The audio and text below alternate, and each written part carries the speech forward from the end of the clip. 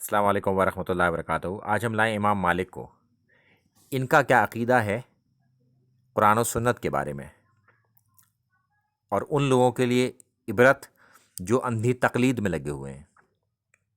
امام مالک فرماتے ہیں کہ سرور کائنات صلی اللہ علیہ وسلم کے سوا ہر انسان کی بات قبول بھی کی جا سکتی ہے اور رد بھی۔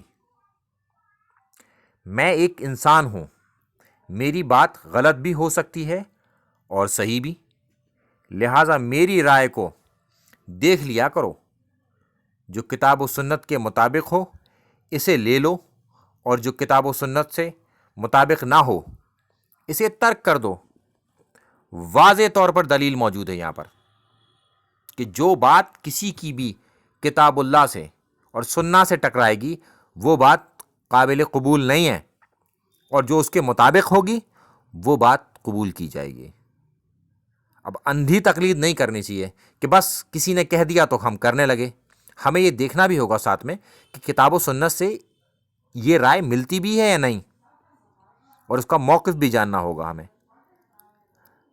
اور اہل علم سے ہم پوچھ لیں۔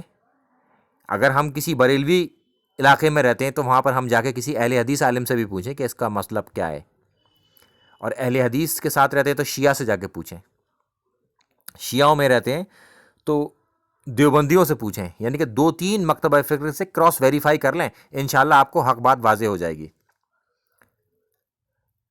السلام علیکم ورحمۃ اللہ وبرکاتہ۔